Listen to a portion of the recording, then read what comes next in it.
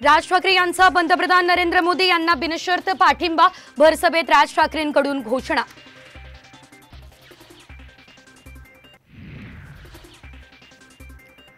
मोदींना विरोध करत असताना तुम्ही सत्तेचा मलिदा खात बसला होतात का?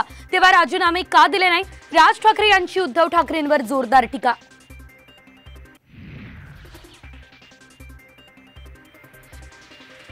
मी तोंड उघडलं तर घरातील कुणालाच बाहेर फिरता येणार नाही, अजित पवार यांचं खळबळजनक विधान।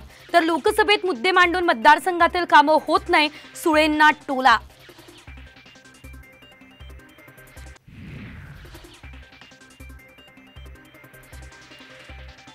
आणीबाणीच्या काळात काँग्रेसनं भावा बहिणीवरती अत्याचार केले।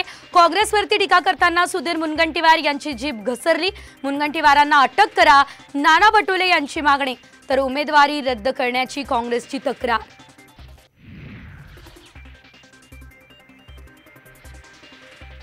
महाविकास आघाडीचं लोकसभेचं जागा वाटप ठरलं। ठाकरे गट 21, काँग्रेस 17 तर शरद पवार गट 10 जागा लढणार। महाविकास आघाडीची एकत्रित पत्रकार परिषदेत माहिती।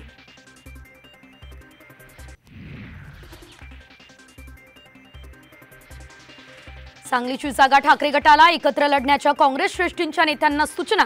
तर आता लढाई जनतेच्या कोर्टात, ट्विट करत विशाल पाटील यांचे अपक्ष लढण्याचे संकेत।